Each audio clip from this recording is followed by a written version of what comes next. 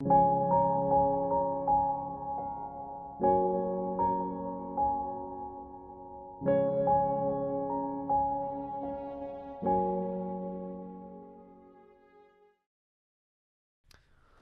and welcome to Maldorma TV. I'm Tobias Alber and this is episode 16. And I'm Magnus Alber. And in this episode, we're going to continue to talk about our trip to India and in particular the Himalayan region in the northern part of India. And in the previous episode, we talked about how we visited Kanchidham and Hanumangarh, the ashrams and temples of Neem Karoli Baba or Maharaji. Yeah. And these are located around the city of Nainital.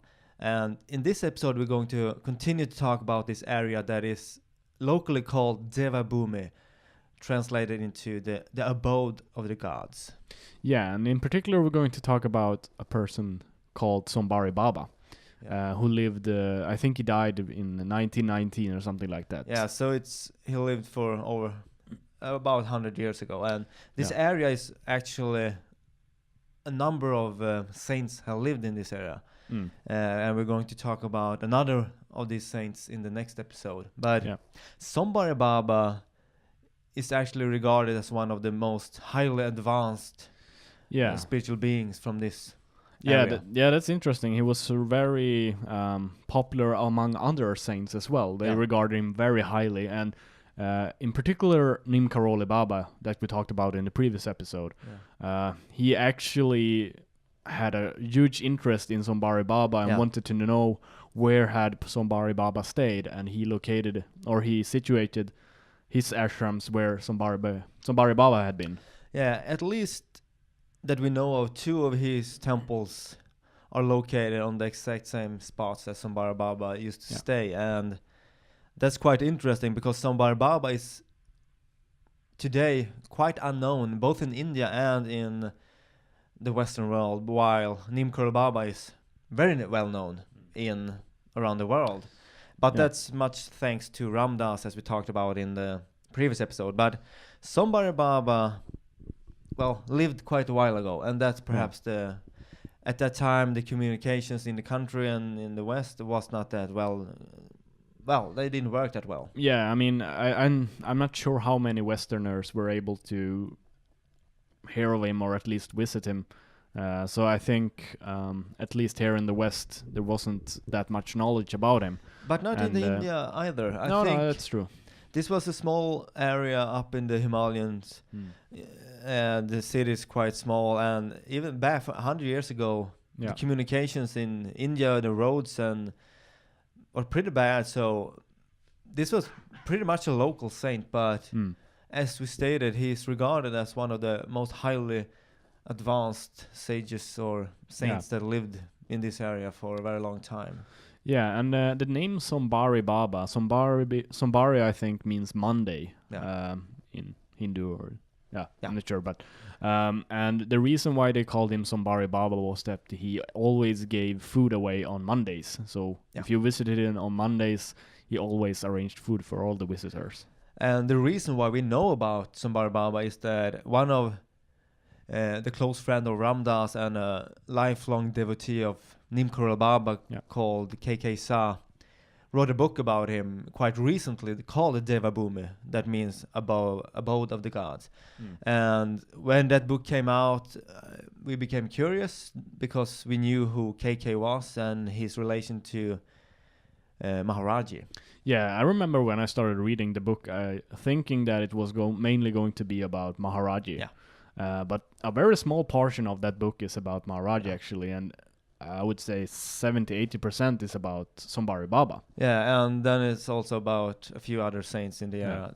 So, and when we read about Sombari Baba, we became very interested in this very interesting man, to say the least, and also realizing that very close to the ashrams of Neem Karoli Baba are actually the two main ashrams that Sombari Baba stayed at Padampuri and Kakrighat. Yeah. And there's, at least in Kakrighat, there's Neem Karoli Baba ashram right next to it. Yeah, Kanchidham actually take care of the Kakrighat ashram. And Sombari Neem Karoli Baba built a temple there as well. So there's a we're going to talk about these places because we visit them. Yeah. And we felt that we became very curious about Sombari Baba, and also when we started to search for pictures of these ashrams on the net, we found hardly any. Yeah. So we will actually be able to provide all of you who are interested in these ashrams and Sombari Baba with pictures on our website. We're going to write articles about them, and we took a lot of pictures when we were over there. Yeah. And thinking about Sombari Baba and just reading the book, it was quite apparent that he had a lot of, he was something beyond most saints even. Yeah. The interesting thing, as you mentioned, that it was really hard to get there. Yeah. And devotees, they usually walked miles upon miles to visit him. Yeah. And the interesting thing that it's mentioned on several accounts in the book is that whenever they were supposed to visit Sombari Baba, they were always safe. Yeah. There's a number of stories where there's wild tigers in the area, but and cobras and but they walk by unscathed because of the protection from Sombari Baba. So it's a beautiful book, that Devabhumi, that you can read about so many stories from him. Yeah, and also he was this very simple man. He only wore a loincloth, so he had no possessions. I think he owned the loincloth, a shillum, a pipe, and just a few things. And he lived under the sky.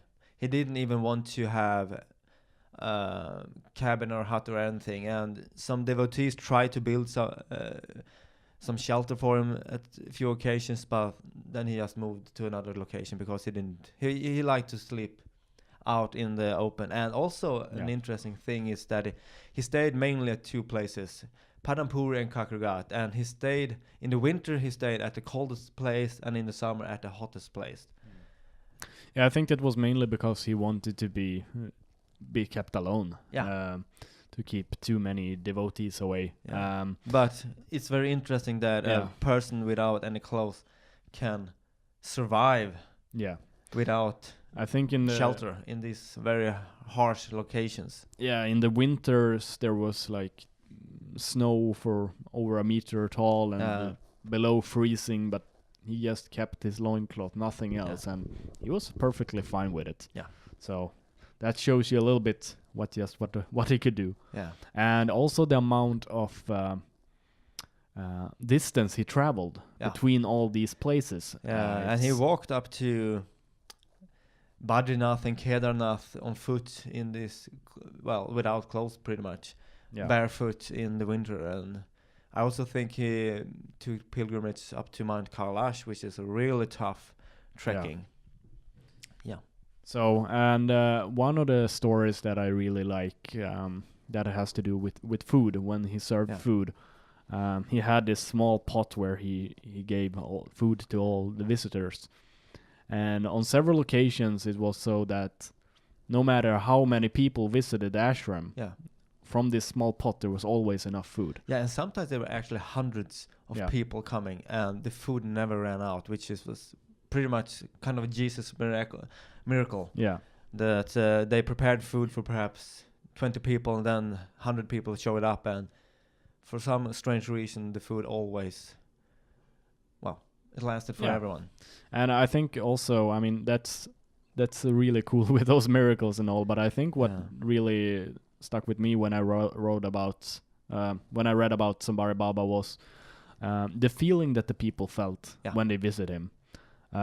They write on several occasions that like he was the embodiment of God, or if you will. So he expressed love towards everyone, and he said that every person that visited the ashram felt like they loved them the most. Like he gave everyone so much love that everyone just felt so loved. He was quite similar to Neem Karoli Baba in the sense that he didn't really give any teachings.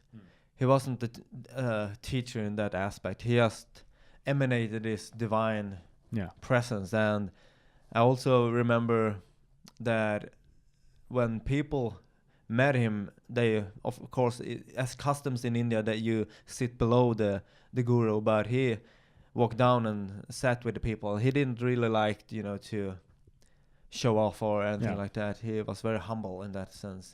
Yeah, and people who visited him never wanted to leave because they felt so good in his presence. And they also reported that once they had been with him, when they went home and spent time with their families, they could still feel this peace and this love within them for weeks after they have visited him. So that was just remarkable when you hear the stories about him. Yeah. And as you said, very highly regarded saints in India regarded him as something very special. So that itself give a hint about how advanced he really was. I think it was Haidikam Baba. Yeah, we're going to talk about Haidikam Baba in the upcoming episode. I think you visited him as well. Yeah, they were locations. They lived at the same time, and as I understand it, hanged out from time to time. We're friends. Yeah. But also, as we said earlier, that Neem Karoli Baba built his temples on the locations that Sombari Baba had lived. Also shows how that he showed him respect. Yeah, and we were lucky enough to go visit these places, these two ashrams. And one of the customs that when he was alive, that you were always supposed to be cleaned. To clean yourself in the river before you enter the ashram. No one was allowed to enter his ashrams without washing their feet and face in the river. And I also think at that time there was no bridge over the river, so you pretty much had to go over the river. Today, of course, there's a bridge. But when we visited the ashram, we felt that we wanted to respect this, and so before we went in, we cleaned our feet, face, and hands in the river. Yeah, and it was a beautiful experience. But then we went inside the ashram. If we're talking about Padampuri first. Yeah, we can start off with Padampuri, the least known ashram, because Kakrighat, his second ashram, is taken care of by the Kanchidam Neem Karoli Baba ashram. So, and there's a Neem Karoli Baba temple just next to it.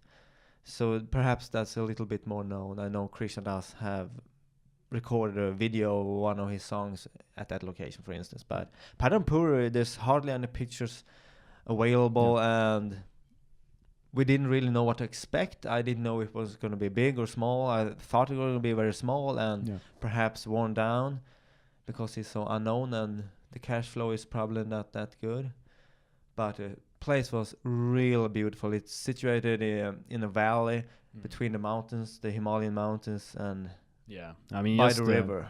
Just the surrounding area is so beautiful. I mean, just sitting there, taking in the atmosphere, the surroundings, that in itself is just a beautiful place. And the ashram itself was actually bigger than I thought it would be. Yeah, I agree. There were several buildings over there, and some of the buildings were quite big, and I don't remember, perhaps 7 buildings, 8 buildings, something like that. Perhaps more. Yeah, it's small buildings where they have the Shivalinga, various other. I think there was some other. There were some other masters that had lived there after he passed away as well, and also in one of the temple, the buildings was actually his old duni, the sacred fire, because Sombari Baba was known to always have a fire burning, a sacred fire called duni, and that very spot and the very fireplace is still there, and that was very special to sit next to the very duni that Sombari Baba sat at. Yeah, it was a really cool experience just to sit down and meditate in this area, and I think the same thing you felt at Kanchidam, just this enormous amount of peace and serenity when you go into this ashram. It was just time slows down, you just become so present and you just take it all in. It's just so peaceful. And since Sombari Baba is not that well known, of course it's not the same amount of money has not been put into the building as Kanchidam, that is really nice and well built. This is a much simpler place, but still very beautiful and taken care of. And you can see that it's probably not that well visited. I mean, Kanchidam, there are people there every day of the year, but this place we were alone there except for 2 caretakers of the temples and the ashram. Yeah, and I think for us that was quite nice, just to be able to walk around and take it all in. Just feel, feel alone, not be disturbed by anything else. I mean, the taxi driver that lived in Nainital had never heard about Sombari Baba or this ashram. So that was quite interesting that even some of the locals don't know about this. Yeah, you could see in Nainital, you could see pictures of Maharaji Neem Karoli Baba on a lot of restaurants, hotels. Yeah. But very few people knew about Sombari Baba when you asked them about it. Yeah. But as you said, the ashram was really beautiful. And we're going to put up a lot of pictures on our website. In the blog, and write a blog article about it. So yeah, and I really liked it. In one of these small temple rooms, there was a small statue of Sombari Baba also. I think that was really nice just to sit inside there and meditate for a few minutes. Yeah, and I think that's actually the spot where Sombari Baba stayed a lot of the time. He had his fire, and then he, as I understood it, used to sit up there on a bit above the fire, and they built a little temple there with a statue of him. Really beautiful and peaceful. And when we came to the ashram, in one of the temples, one of the caretakers of a young man was sitting and doing spiritual practice for hours actually, and I really loved this place. I mean, really loved it. Yeah, I can't really put my finger on what it was that made it so good, but just being there, just being in that atmosphere, it was it's beautiful. Actually the place that I think of the most when I think back on our trip to India. I always come back to Padampuri, the Sombari Baba ashram. It was just magical. This place. I didn't really have any particular spiritual experience as I had in Kanchidam and another place, but it was just the peace and the beauty of the place was stunning. Yeah, it was just like showering in peace, in love. And I really liked the caretakers there as well. Were really super friendly people. We even sat down with them a little bit to have we drank some chai with them and talked about Sombari Baba, Neem Karoli Baba. So I think that were also one of the contributing factors why we love this place, is that it's one of the few places where they were so, even the caretakers were so open to discuss and curious about why we were here, how did we hear about Sombari Baba and so forth.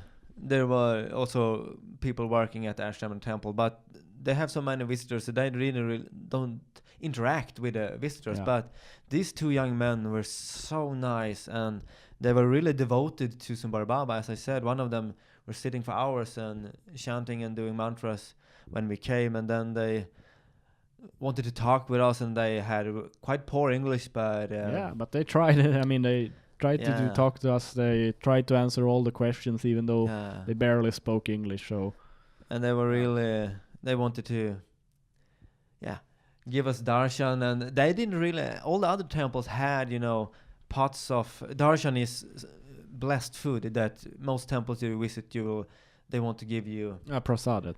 Prasad. Prasad. Sorry, darshan is not that. That's when you visit a holy person. Prasad. But they didn't really have prasad because I think they very rarely have visitors in the sense that other temples have, because it's so unknown. So they made some, I think it was coffee actually. Yeah, it might be, but it was like 5% coffee and 95% milk and sugar. Perhaps 20% sugar, but it tastes really good. And they were so nice, these two people. And we were hanging out with them for some hours and just walking around this beautiful place. Yeah, and apparently there's supposed to be quite a very old man, a guru, a saint even, who lives at this ashram, but he during the summers. During the summers, but he was down in Haldwani. So we weren't able to meet him, but we had prior to this, we met a man from England who talked about he met this man 6 years ago. Yeah. And he at Padampuri actually. This was a fun synchronicity that the week before we went to India, we had already decided to go to Padampuri, this place that no one had ever heard about, pretty much. Yeah. And we went to this retreat with Shriyam, the Indian man in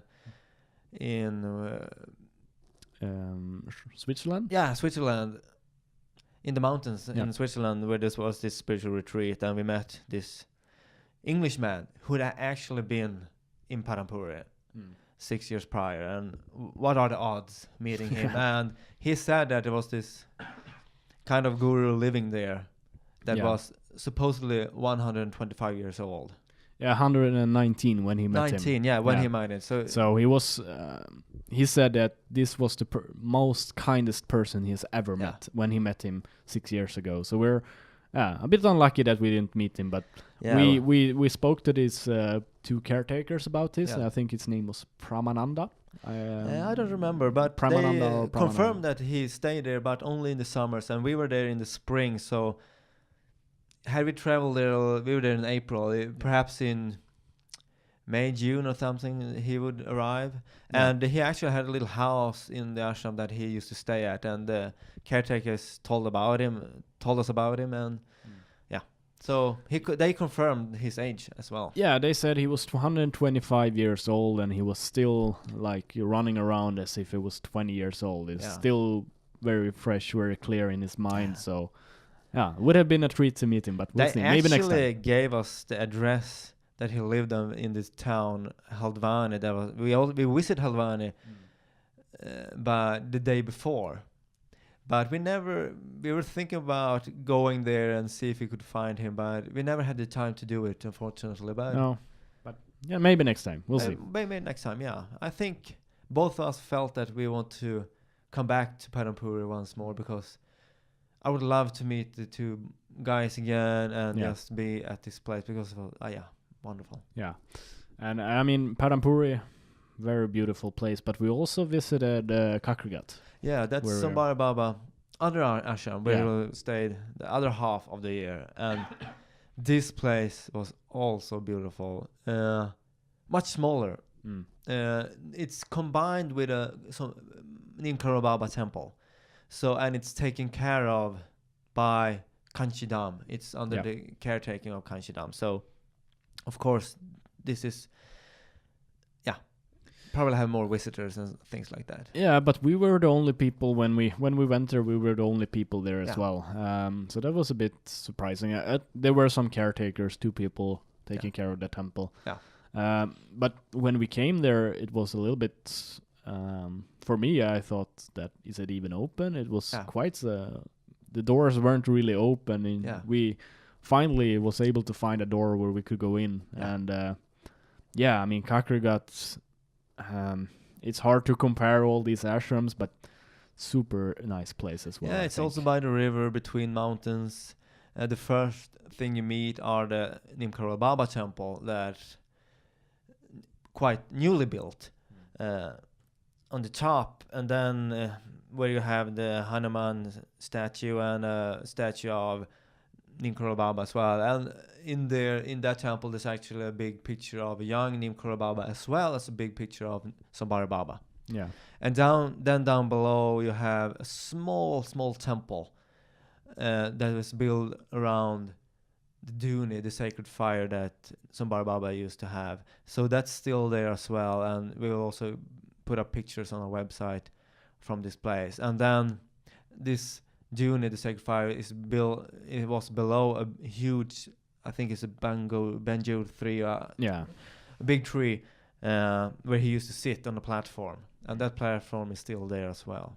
Yeah, that was one of the things that really struck me when I was in Kakrighat, especially. I was sitting by the Duni, just below the tree, and I just thought to myself, Sombari Baba has been sitting here. I'm sitting at the same place where Sombari Baba has been. And Neem Karoli Baba. Yeah, and Neem Karoli Baba. 2 of the greatest saints of the area used to stay at this very place, and it was a really special feeling. Yeah, a bit surreal, but it's amazing. Yeah.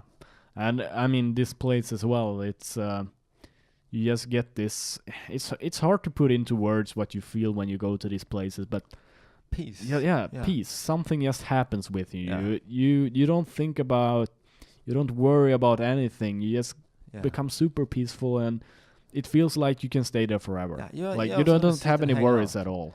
But sit and hang out, walk around, and it was a beautiful day.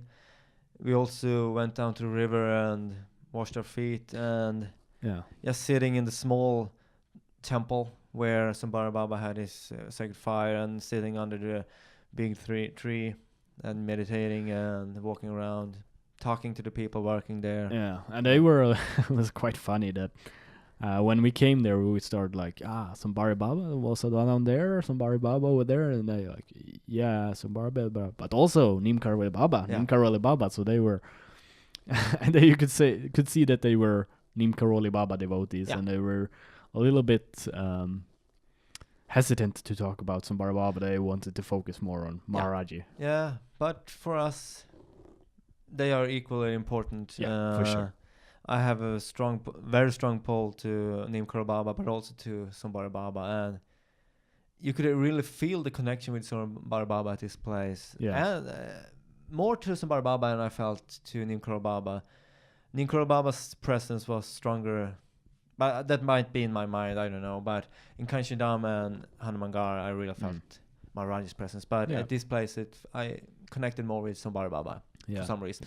I have to share one thing that I was a little bit ill when I visited this place. I had some, when you go to India, if you if you don't get ill when you're in India, you're a lucky man. Yeah, the food is not very clean. Yeah, so I had a few days where I was quite ill. Yeah. And one of these days were when we visited Kakrighat, and it was barely like, will I be able to make it there? Yeah. But for some reason, I didn't feel ill the entire way over there. Yeah.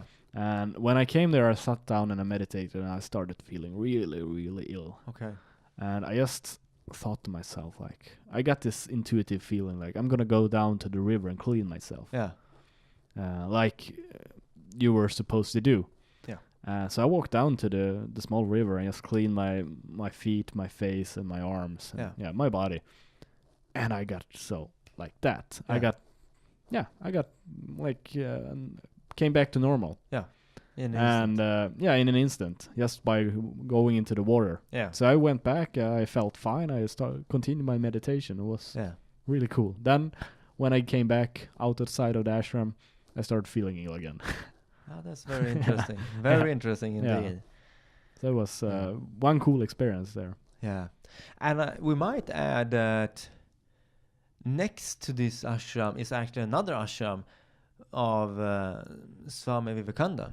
Yeah, a very famous saint from India, and it's in a very bad condition, unfortunately. But it's a place where Vivekananda had his first enlightenment experience under a tree, and the tree actually died in 2014. So they took a sapling and are growing a new tree at the same location. So we went there afterwards as well, just for about half an hour. Yeah, but it's very interesting. In this small area, there are so many saints have stayed there. Yeah, it's so hard to understand that. I mean, just in this small area, there's enlightened people left, right, and center. Maybe not that's exaggerated, but I think one of the experiences that he had when he was sitting there, Vivekananda, was that he first experienced the microcosmos and the macrocosmos all being within himself. He could see it for the very first time. As one. So that was one of his. He described it himself as one of the breakthrough experiences for him. So it was a nice place, as you said. Perhaps not as. It was a bit fallen, but they were working on trying to repair it. But I think that's also, it's not one of the main Vivekananda ashrams that's in other places in India. So they probably have quite sparse funding, so they are doing the best they can, the locals. But it's nice to visit it. But the big, thing for us was the Sombari Baba place. That's really beautiful. And that was well taken care of the Neem Karoli Baba fund, or Kanchidam, the caretakers. Yeah, and I think just visiting Padampuri, Kakrighat, these will be memories that I will keep with me for a very very long and time. I really feel I want to go back there someday. And also an interesting aspect of this is that after we had visited Kakrighat, we on our way back home went to Kanchi Dam. Yeah. The second visit to Kanchi Dam that we Ah, talked that's about right. in our previous episode, where I had a strong spiritual experience. That was actually on the same day as we had been to this place. Yeah, so maybe It he might played a have part in it some- as well. Yeah, I don't know, but it's interesting at least that it was on the same day. Yeah. Do we have anything more to say about Sombari Baba right now? Well, I would like to say that if you have the opportunity, buy KK's book Deva Bhumi. You can find it on Amazon or Ramdas page.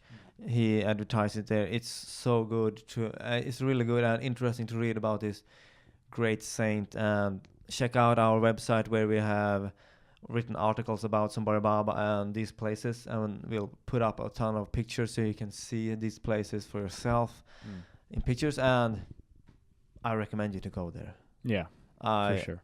as we said, fell in love in these two places. They are just enormously beautiful. Yeah, and don't plan anything else on doing something else that day. Just go there, take your time. If you want to stay there for several hours, please do so. I mean, just take it all in and just enjoy. It's a beautiful presence there, and Sombari Baba, you could just feel a small portion of who he was. Yeah.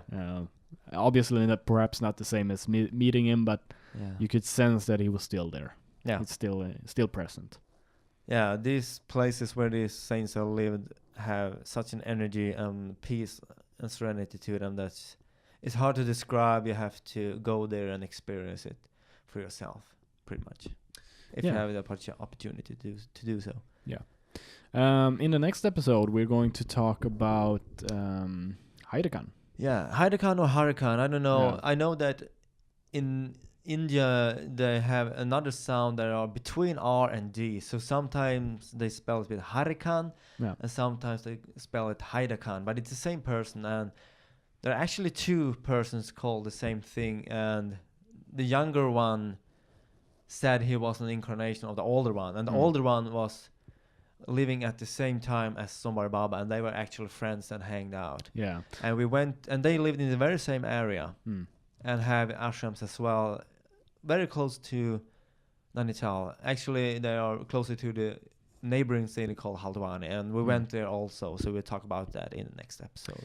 Yeah, so be sure to check that out. As always, you can go to Maldorma.com. There we will publish these articles with the pictures. Yeah. So be sure to check it out. We're also on Facebook, Instagram, and so forth. Yeah.